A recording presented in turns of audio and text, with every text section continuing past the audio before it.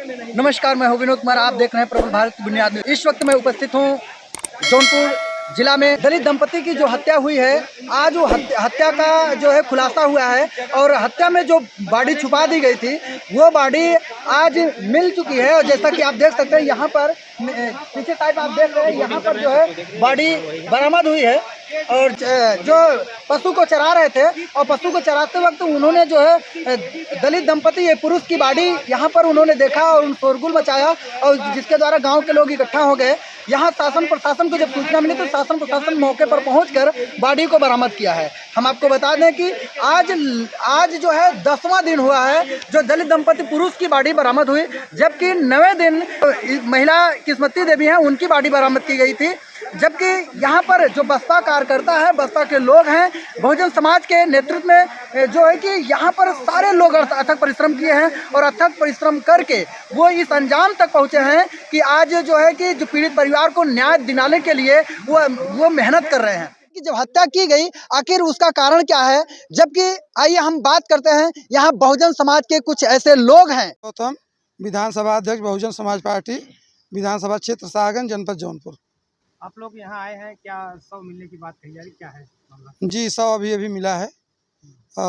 रामचरित्र गौतम जी। कैसे पता चला कि शव यहाँ पर है? शव यहाँ पर कुछ बच्चे बकरी चढ़ा रहे थे तो यहीं नाले में जो है सिवई नाले में, तो वहाँ पर देखे कि एक डेड बॉडी है। तो बच्चे आकर कुछ लोगों से बताए तो प्रशासन लोग भी आ गए और हम लोग खोज भी। पानी में थी या किनारे थी? पानी में थी, किनारे जाल में फंसी हुई थी। तो डेड बॉडी को देखने के बाद क्या प्रतीत हुआ कि कितने दिन की डेड बॉडी है या सड़ गई थी या कैसे? नहीं, बॉडी पूरा मेंटेन बनी थी। अभी उसके बाहरी स्कैन जो है सिल्क जो बाहर की आरोपी जहाँ बताए थे हमने यहाँ डेड बॉडी फेंका है, जी, वहाँ से कितनी दूरी पर ये डेड बॉडी मिली? वहाँ से लगभग 3 किलोमीटर दूरी पर। अच्छा, जिस नहर में फेंके थे उसी नहर में या फिर उससे? नहीं, नहर में फेंके थे, शारदा सहायक खंड 36 वाले में फेंके थे और उसी से कट कर एक समय नाला आता है जो यहाँ से पिलखिया जाता है। पिलखिया तरफ वहाँ यहीं अढ़नपुर गांव मिला है। शव का शिनाख्त किसके द्वारा किया गया? शव का शिनाख्त जो है परिवार के लोग रहे, गांव के लोग रहे। शव का शिनाख्त परदेसी राम जो ठेकेदार हैं, उन्हीं गांव के हैं, पट्टीदार हैं, उनके द्वारा किया गया। काफी लोग थे, हम लोग भी थे, काफी संख्या में परिचित थे। शव को कौन किस थाने की पुलिस ले गई? खुटहन थाने। नहीं, ये सरपतहा थाना क्षेत्र पड़ता है, तो सरपतहा और खुटहन दोनों थाने पुलिस थी। अब जिसकी जिम्मेदारी होगी वो लोग अपना ले गए होंगे। जी, पीएम के लिए भेज दिया गया है। देखा जाए जब से ये घटना हुई है तब से बसपा के जो नेता हैं, जी, प्रदेश अध्यक्ष भी आए थे, वो लगातार इसमें लगे हुए हैं। जी, तो क्या इसको मानते हैं जो मायावती को लेकर के बात की गई तो उसकी वजह से प्रशासन एक्टिव हुआ है, क्योंकि प्रशासन पे आप लोग के द्वारा लगातार आरोप लगाया जा रहा था? जी, यह बात जो प्रशासन का आरोप हम लोग लगा रहे थे सत्य बात है। 5 तारीख की घटना है और हम लोगों को 6 तारीख को सूचना मिलती है।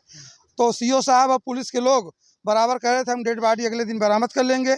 हम लोग 3-4 दिन उनका इंतजार किए। उसके बाद हम माननीय जिला अध्यक्ष डॉक्टर संग्राम भारती साहब आए, जो जौनपुर के जिला अध्यक्ष हैं बहुजन समाज पार्टी के। वो खुद आए यहाँ पर। उसके बाद जो है इस मंडल के, वाराणसी मंडल के मुख्य मंडल प्रभारी माननीय रामचंद्र गौतम साहब और पूर्व सांसद माननीय खरवार साहब, घनश्याम खरवार साहब, ये लोग आए तो हम लोग अवगत कराए। तो माननीय प्रदेश अध्यक्ष जी बहन जी को अवगत कराए और बहन जी जो है 12 तारीख को बहुजन समाज पार्टी के प्रदेश अध्यक्ष माननीय विश्वनाथ पाल जी के नेतृत्व में एक प्रतिनिधिमंडल पीड़ित परिवार से मिला मल्लूपुर में। माननीय प्रदेश अध्यक्ष जी मांग किए कि डेड बॉडी को बरामद किया जाए, जो आरोपित हैं उनकी गिरफ्तारी की जाए और परिवार के लोगों को जो है 50-50 लाख रुपए आर्थिक सहायता की जाए, जो बच्चियां हैं, और सरकारी नौकरी दी जाए। साथ साथ बटाई पर वो लोग खेत जोत रहे थे, इसलिए उनके लिए जो है बच्चियों के लिए 1 एकड़ जमीन आवंटन किया जाए। देखा जाए अब सब दोनों का शव जो है बरामद हो गया जी, है। तो अगला स्टैंड आप लोग का क्या होगा? हमारे बहुजन समाज पार्टी के सीनियर नेता जो मांग किए हैं पीड़ित परिवार के लिए, वो लोग माननीय मुख्यमंत्री महोदय से हम आह्वान करते हैं आप हम लोगों की मांगों को पूरा करें और जो आरोपित हैं उनकी तत्काल गिरफ्तारी हो, वो जेल जाएं, उनके ऊपर कठोर से कठोर कार्रवाई हो। एक लोग गायब हैं, अभी नहीं मिले हैं, एक आरोपित। शुभम सिंह गोलू। क्या प्रतीत होता है कि कैसे उनकी मौत हुई है, आप लोगों ने देखा है तो? शव देखने से बाद अब भाई जो पोस्टमार्टम रिपोर्ट आएगा तभी पता चल पाएगा कि उनकी मृत्यु किस तरीके से हुई है। अच्छा, कल किस्मती देवी का शो मिला था, जी। तो क्या उस और इस शो में क्या डिफरेंट लग रहा था? हाँ, किस्मती देवी की हत्या की गई थी। हत्या की गई, गला दबा के हत्या गला दबा किया के हत्या की गई और इनका जो है लगा, इनको करंट का झटका लगा था, लेकिन करंट के झटका बेहोशी हालत में थे, उसके बाद इनको अच्छा, ये चीजें आप लोग पहले से कैसे साफ कर दे रहे, क्योंकि हत्या हुई थी? उनकी हत्या हुई थी, उनको कहीं उनके सर से खून निकल पीएम रहा हाउस था, में थे, खून निकल रहा था। उनके सर से खून निकल रहा था। जी थे, मंडल कोऑर्डिनेटर अगर किसी की बिजली मारेगी तो जो है खून नहीं निकलेगा। ब्लड इनका भी निकल रहा था, मैं देखा था ब्लड निकल रहा था इनका भी, इनको भी मारा गया। निकल रहा था। अच्छा, कल बातचीत की जा रही थी, लोग कह रहे थे कि शव को कई दिन के बाद, जी। वो जिंदा थी, कई दिन बाद उनकी हत्या करके नहर में फेंका गया है, इस तरीके का आरोप लगाया जा रहा था कल। अभी हम लोग नया आरोप तो लगभग सत्य है, जो आरोप लगाया जा रहा था इसमें सत्यता है। हम लोग भी एहसास कर रहे हैं कि उनके मृत्यु के बाद में इनकी मृत्यु मार्ग फेंका गया है। किस्मती देवी के बाद जो है कि रामचरित्र कितने घंटे या कितने दिन बाद जो है लाश मिली? लगभग 24 घंटे बाद। कल सेम टाइम में 13 तारीख को उनका किस्मती गौतम का लाश बरामद हुआ था, आज इनका लाश बरामद हुआ है। 24 घंटा और 26 घंटा में लाश बरामद हुई है। तो दूसरी इस घटना में जो है आरोपितों की कुछ साजिश नजर आ रही कि नहीं?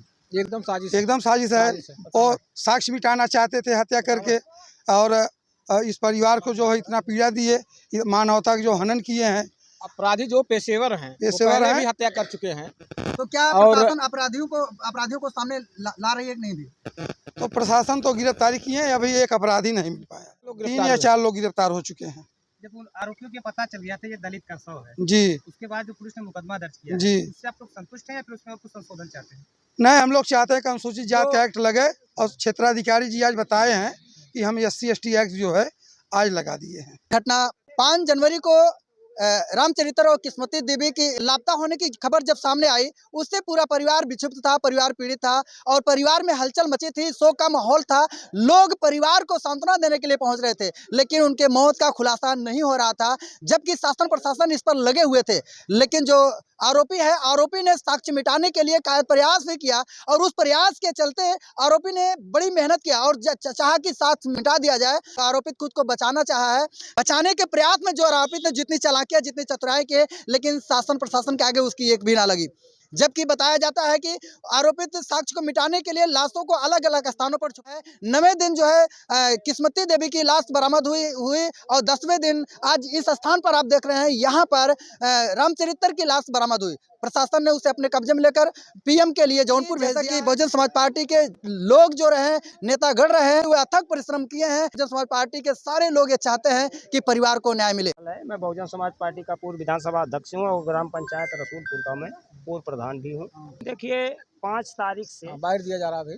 जब ये जानकारी मिली तो मैं सबसे पहले तो धन्यवाद आप लोगों को देना चाहूँगा, जो मीडिया के साथी हैं, कि आप लोग रात दिन लगातार इस पीड़ित परिवार की बात को जो है देश प्रदेश में आगे बढ़ाने का काम किए। और 5 तारीख को जब ये जानकारी हुई हमारे संगठन के लोगों को, तो 6 तारीख को हमारे बहुजन समाज पार्टी के सम्मानित विधानसभा अध्यक्ष वेद प्रकाश गौतम, शाहगंज विधानसभा के सम्मानित विधानसभा प्रभारी डॉक्टर संतोष कुमार गौतम जी हमको फ़ोन करके अवगत कराए कि इस तरह की घटना हो गई है और थाने पर लोग सुन नहीं रहे हैं, इसलिए हम आपको जो वहाँ चलना जरूरी होगा। लेकिन मैं बहुत बहुत धन्यवाद देना और विधानसभा अध्यक्ष वेद प्रकाश गौतम, और सबसे ज़्यादा धन्यवाद मैं देना चाहूँगा डॉक्टर संतोष कुमार गौतम को, जो अपराधी के गांव के रहने वाले हैं, लेकिन वो गांव को मद्देनज़र रखते हुए पीड़ित परिवार के सहयोग में थाने के घेराव से लेकर के अब तक लगातार बने रहे। और रामचरित्र जी का जो शव मिला है, कल हम लोग चंदा लगा करके अपने संगठन के माध्यम से और अन्य समाज के लोगों से चंदे की बदौलत हम लोग रजिस्टर्ड गोताखोर मंगाए, लेकिन दुर्भाग्य यह था कि उनको अयोध्या से आने में काफ़ी लेट हो गया। वो घुसे जरूर, लेकिन फिर सफलता नहीं मिली, और उसके पहले किस्मती देवी की लाश मिल चुकी थी और ये भरोसा था कि हो सकता है कि लाश उभर करके आवे।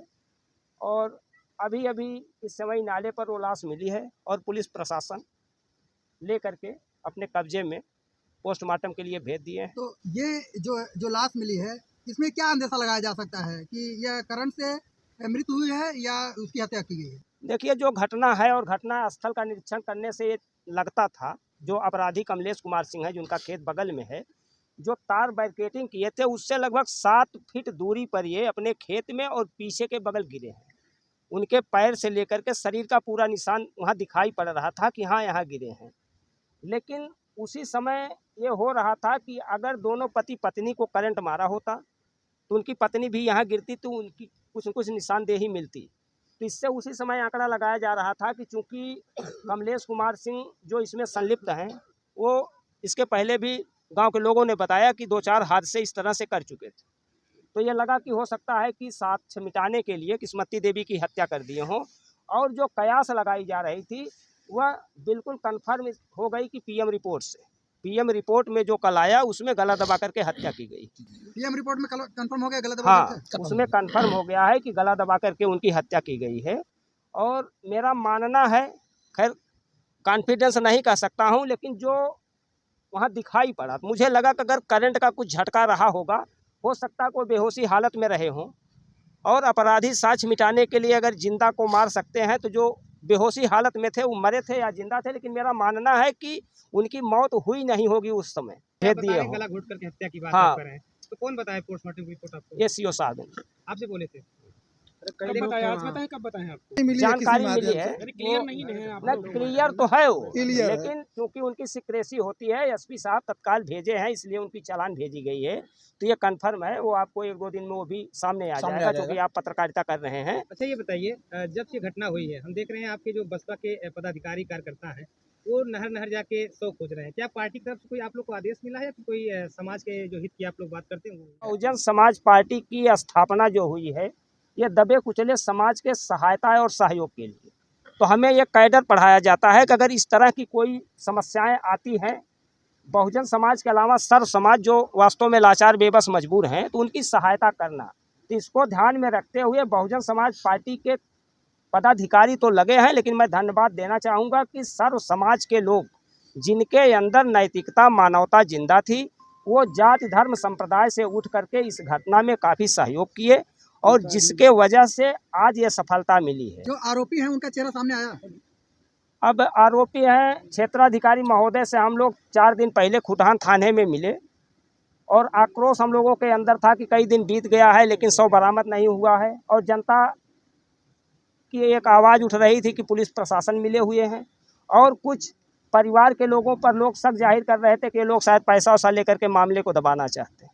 अच्छा कितनी की संख्या में आपके कार्यकर्ता इस शव को खोज रहे थे? शाहगंज विधानसभा के जितने पदाधिकारी थे, बाकी अन्य लोग भी लगे हुए थे। आंकड़ा है कि 100-200 आदमी तो प्रतिदिन किसी न किसी क्षेत्र में 2-4 करके निकलते रहते हैं। आप सुन रहे थे कि रामचरित्र और किस्मती देवी की बॉडी को जिस तरीके से छुपाया गया था आरोपितों के द्वारा, उन आरोपियों ने बड़े साजिश के साथ इन बॉडी को छुपाने का पूरा प्रयास किया। जबकि जब मुजरिम पकड़ा गया और पुलिस ने तहकीकात किया तो बॉडी का स्थान फेंकने का कहीं और बताया गया और छुपाने का स्थान कहीं और बताएगा, लेकिन बॉडी जहां जिस स्थान पर बताएगा उस स्थान से 3 किलोमीटर के इर्द गिर्द में यह बॉडी पाई गई। जैसा कि यहाँ लोगों के द्वारा जब बातचीत हुआ कि जबकि तहरीर के अनुसार बॉडी में करंट लगने से मृत्यु बताई जा रही थी, लेकिन जब बॉडी को लोगों ने देखा और बॉडी को देखने बाद यह तहकीकात पता चली है कि उनकी मृत्यु जो करंट लगने से ही नहीं बल्कि उनकी मृत्यु ये एक हत्या है। द्वारा बताया गया है कि पोस्टमार्टम जो रिपोर्ट आई है उस पोस्टमार्टम रिपोर्ट में करंट का खुलासा नहीं हुआ है, गला दबाकर हत्या की गई है।